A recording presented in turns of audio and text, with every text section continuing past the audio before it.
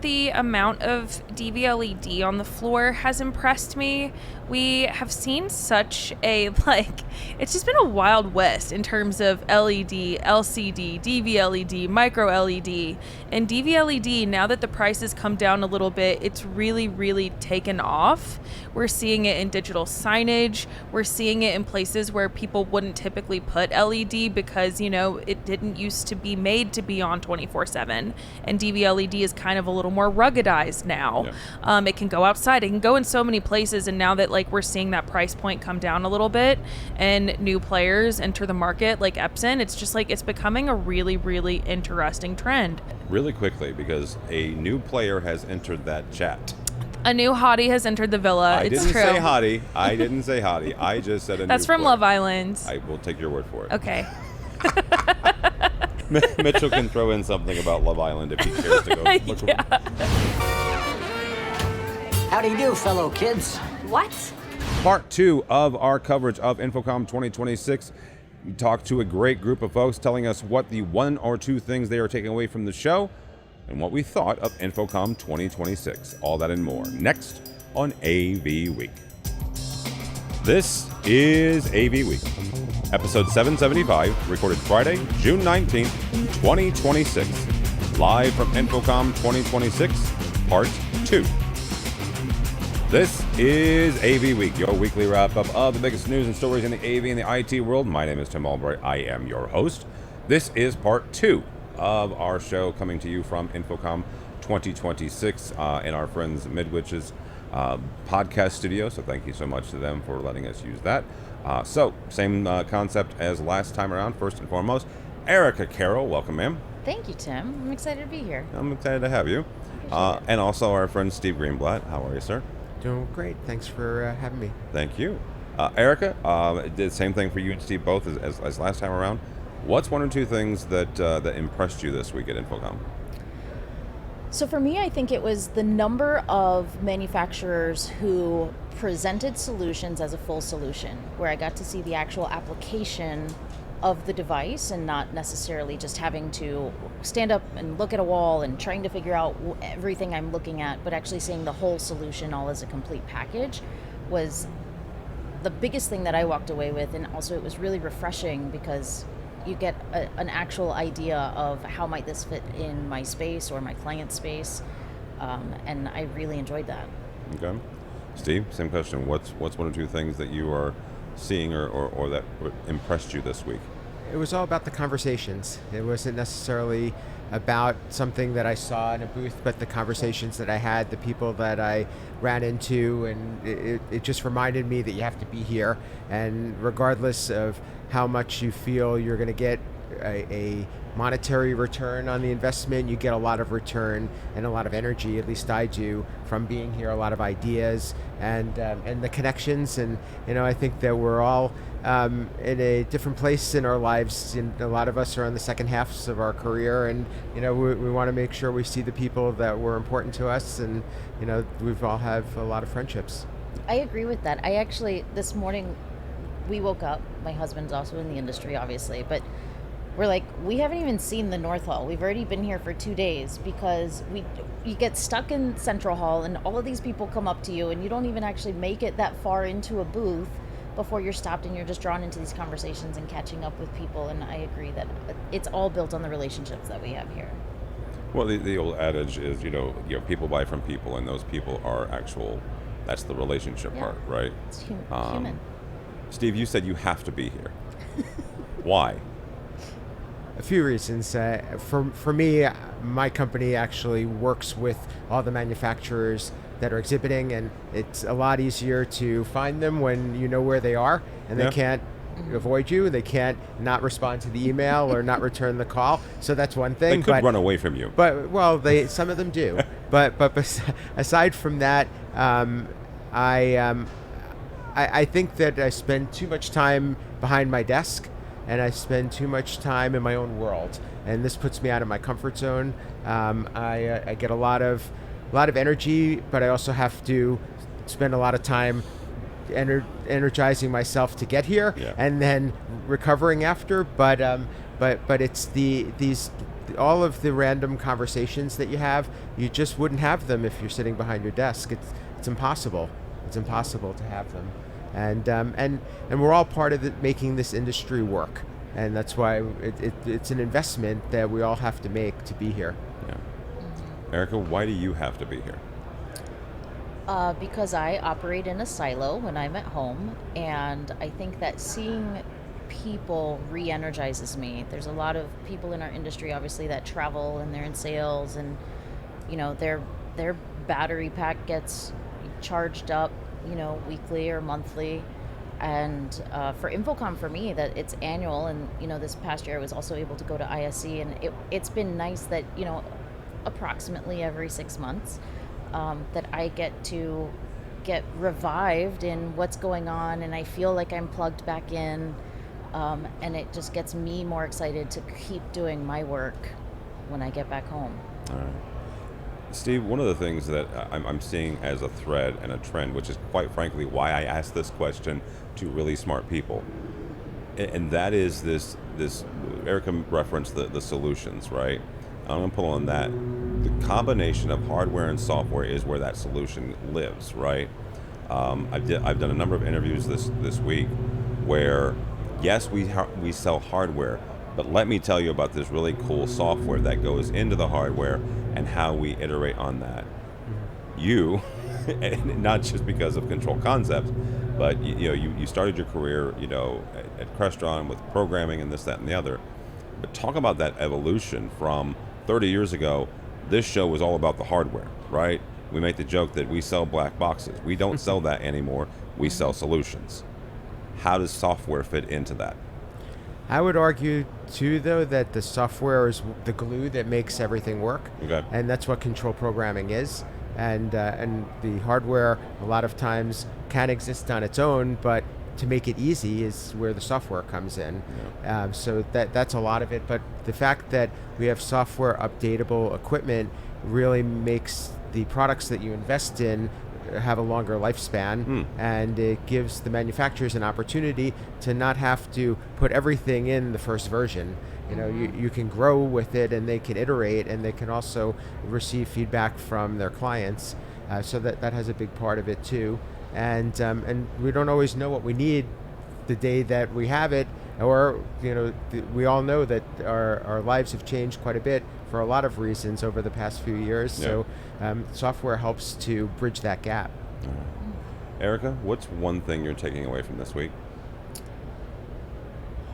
One thing I'm taking away from this week is probably just being reinvigorated by the conversations that I'm having, and it's made me realize that I'm not reaching out to people nearly enough.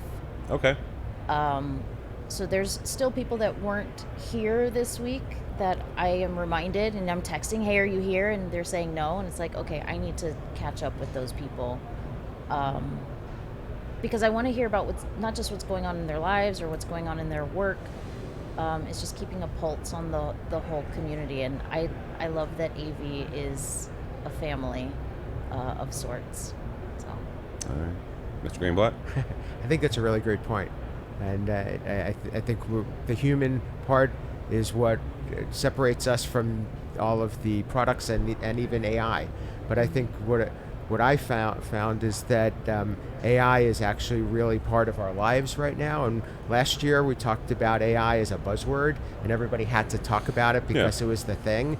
Now we're actually really using it, and we're all benefiting from it. And I think that we all can exchange information as to how we're getting value out of AI. And I think if you're not doing that, you're probably going to be left behind. Really quickly, because I don't think AI was mentioned but once in the first episode. Last year it felt like a buzzword to me. This year it's there, but it's not like it's not prominent. Yeah. Why is that? I think we're settling into it being part of our culture and our language that we all understand. It's a tool and it's going to be utilized, but how are you using it? The importance is not that it is AI enabled. I think the importance is, hey, we've figured out how to actually implement this in a meaningful way, in a strategic way into our products. and it's not as buzzy because of it. Yeah. See? I agree. I think before we all said we had to be in the game, Yeah. we didn't know what it meant. Right. And now we're actually using it in so many different ways. And so you don't have to feel trendy, and you don't have to feel like it's something that is going to separate you, because you should assume that everybody's using it. All right. Yeah. Well, Erica Carroll, how do people connect with you? The easiest way to find me is theericacarroll.com. Okay. You can connect with me in all the places on that one page. All right. Mr. Greenblatt, how do people connect with you or Control Concepts? Too many places. So controlconcepts.net, LinkedIn is a great place. Steve Greenblatt. The State of Control has been a reboot, and if you haven't seen it and watched it and heard it, we just did part 1 of the history of Control. Yep. So check that out. It's really, really cool. And we spoke to some real legends, honestly, in the Control space. Ask the Programmers, another podcast I do with James King. And we are going to be releasing a new site, my company, called the Control Concepts Supported Product Hub. Nice. So check that out, ccisupported.net. All right, very good. Thank you both so much. Thank you. Our second group of individuals have joined us. Steph Beckett from Rave. How are you, ma'am? I'm good, Tim. How are you? I am fantastic. I feel like I haven't seen you nearly enough this week. Which is true, and we've spent a lot of time together. We spent a lot of time together. That's a good thing. You're It one is. of my best friends in the Oh, industry, and we so got- it's been nice. We'll talk about what we got to do yesterday Yeah. with the tour. Also with us, first time on AVWeek, Jessica Sanders. Welcome. Thank you so much. I'm glad to be here. Glad to see you. Yeah, glad definitely. to see you. Same kind of question to everybody, and then we'll get to some other nitty gritty. Steph, what's 1 or 2 things this week that you have seen that has impressed you? I know I should have prepared for this. I never do. I think that the amount of DVLED on the floor has impressed me. We have seen such a, it's just been a wild west in terms of LED, LCD, DVLED, micro LED. And DVLED, now that the prices come down a little bit, it's really, really taken off. We're seeing it in digital signage. We're seeing it in places where people wouldn't typically put LED because, it didn't used to be made to be on 24/7. And DVLED is kind of a little more ruggedized now. Yeah. It can go outside. It can go in so many places. And now that we're seeing that price point come down a little bit and new players enter the market like Epson, it's just it's becoming a really, really interesting trend. So it's kind of been fun for me to have heard that the first time a few years ago, that term, and to see it everywhere now. So I think it's not necessarily a product, but that is something that has impressed me and something that has kind of stopped me in my tracks a little bit. Really quickly, because a new player has entered that chat. A new hottie has entered the villa. I It's didn't true. say hottie. I didn't say hottie. I just said a That's new from player. Love Island. I will take your word for it. Okay. Period. Yes. Mitchell can throw in something about Love Island if he cares to go look. Yeah. I would love to see Mitchell looking up something from Love Island, but that's a whole nother conversation. Enjoy that, Mitchell. Epson Yes. is in DVLED now. Yes. How do we feel about that? I think that, I don't know, I just felt like they were wanting to go that way anyway, because Okay. here's the thing. They're Epson, they're the projector company. You Oh, can't yeah. think about a projector without thinking of Epson. No tea, no shade to anyone else in the projector market. I know there are great options at multiple companies, but when you think of a projector, you just think of Epson. That's you do. And I think that they no longer want to be known as, hey, we're the projector company. They want to be, hey, we're the display company. Okay. So if you need something that has to go on a wall, has to go on a surface, has to go somewhere, come to us. Okay. We got projectors, we got DVLED, we got whatever you need, whatever you want, we can do it. And I think that that is what they're trying to say now. Okay.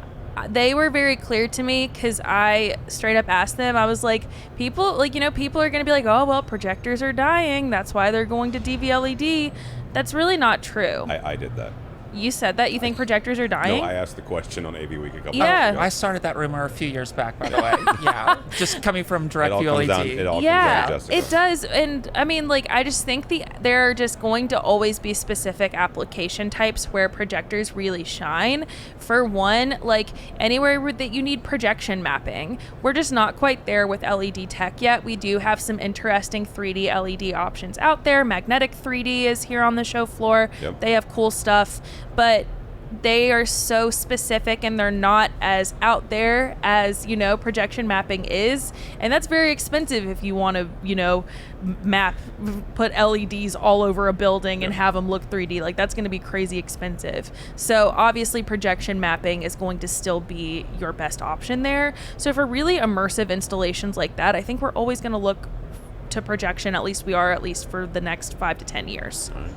Jessica, what's one or two things that you saw that impressed you this week? Yeah, a couple different products, and I really like the Cobra product from Planar. Planar. I thought that was amazing, and I've been in LED technology manufacturing for the last 10, 15 years, and I don't really get geeked out about products, but seeing that, I was super impressed by that 0.6 mil, super tight. I mean, and the whole technology about, hey, if an LED goes out, it's designed, from that standpoint where you don't visibly see it. You see other LEDs kind of take over, if you will. I thought that was brilliant. I just blown away by that. Rowe actually has a really great product for their transparent displays. Yep. And they did something really cool where they put the power supply, the cards all on the edge or the border of the frame. And so with that, you get a completely transparent, for 80 or 98% of the image, which was amazing. So rental and staging, touring, all those guys are going to be looking towards that product. And then, just kind of creating that environment where you see like lighting shine through your LED.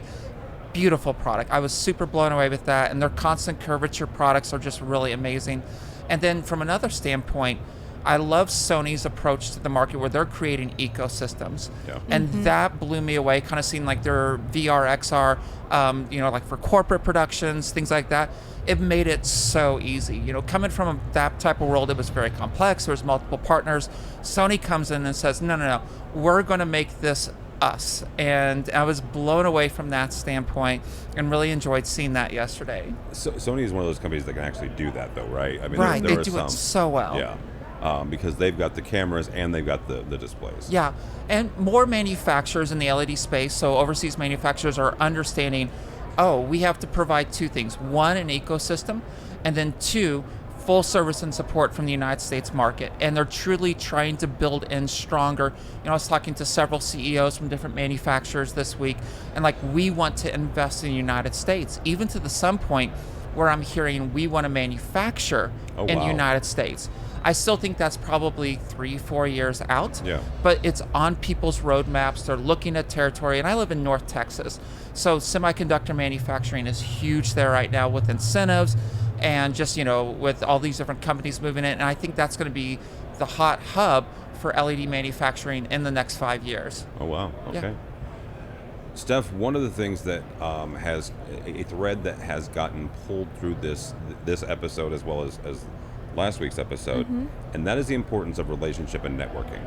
Yeah. How important is that, not just to the industry, but to you and your job and what you do?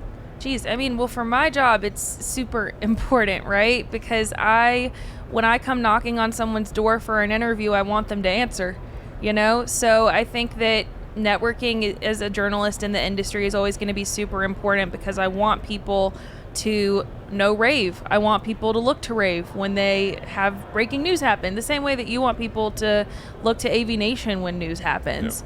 Yeah. So you want people when you need the CEO for something, you want them to know who you are and to kind of understand your publication and its place in the industry and, that who you are. So you're not just some random person coming, but also networking is important to me personally because I learn in the industry from other people. I don't know a lot about the industry. I have learned everything that I know from talking to people who are smarter than me. And I come to the show specifically so that I can talk to people who are smarter than me about what they're seeing, so that I can take that and do my own research. But I always have to start somewhere, and I start with the people that I know. So the more smart people that I know, the more that I then know because I've learned from them. Yep. So I think it's very important. Way to be a humble diva with that. Like, yes, I agree with you completely. Like, your network is so important. Sorry to jump in here. No, but, please. But yeah, this is why we come to shows like this, to build connections. And like, you never know when you need to call someone and like find out more information on a product or design or something to that effect, or like what's going on in the market or supply chain or etc. And having those connections matter. You know, that's why honestly people hire you. You know, it's your ability to reach out and influence decisions. And coming from a strong sales background, that's been the most important thing. Not to be too cliche, but your network is super important. That's going to build your, you know, your worth in some way. So I absolutely love coming to these shows, seeing everyone, talking, having a cup of coffee, and just going off. So yeah. Yeah. All right, last one for you both. What's one or two things that you're taking away from this week? I think I've struggled in the past with having like confidence in the industry, and I've talked to you about it before. Yeah. Like, I feel like I'm the biggest idiot in half of the rooms that I walk in, and Really I quickly, think you're not, and I've told you that, and I've that's given you a true. list of people that are. But I think that this is kind of been my first InfoComm where I have walked in and I have felt more confident than like I don't know what I'm doing. Dude, that's like awesome. I've felt super prepared for most of the interviews. I feel like I feel like still there's so much that I do not know, and I'm gonna feel like that for the rest of the time that I'm here. But I felt like I knew what I was, not what I was talking about, but what I was asking about. I knew what information I wanted to know. Yeah. And that has changed so much. Like, even in the past 3 years, like I watched like interviews that I did 3 years ago, and I'm like, what am I doing? What's going on? But I think that I've learned a lot in the 10 years that I've been in this industry, and it's cool that like I'm still continuing to learn, but I'm feeling a lot more confident when I walk into a space and interview somebody. Because you should. Thank you. Absolutely. Jessica? You know, for me, this is my first InfoComm in the last 10, 12 years where I wasn't tied to a booth. Yeah. And so I'm used to that routine, going in, having my meetings, having my conversations. And so this year, it was, you know, piggybacking on the last conversation, it was a lot about networking. And I was kind of really scared coming into this, like, what's this going to be like? Am I going to be busy? You know, am I going to have the meetings that I'm looking to have? And I was like blown away, you know, just like my ability to go in, walk in, see someone I knew, and getting stopped every, 15, 20 feet. And it's like, oh, I do feel like totally a part of the industry, and feeling, that buy-in from different companies. It's just been a really great experience. Like, oh, wow, there is life beyond a particular manufacturer. Yep. So it feels really good, feels empowering from that standpoint. And then just catching some of the sessions, that have been today or the last few days have been amazing. Just I feel really re-energized and refreshed about the industry, and just kind of a new light. Because, you do this for 10, 15 years, it kind of becomes the same old thing. Yep. But this year has been so energetic for me. So going back, last half of 2026 moving forward, I'm like very excited about our industry. Good. Yeah. That's awesome. All right. Thank you both so much. Steph Beckett, how do people connect with you or Rave? They can find me on LinkedIn. That's probably the easiest, Steph Beckett on there. But they can find Rave at ravepubs.com. We have a microsite with all of our InfoComm coverage in one place. We take product videos of every product on the show floor. So we are going to have probably 1,700 by the time those are all titled and up. I think we have about 500 or 600 up right now. So you can check all of those out at ravepubs.com/InfoComm.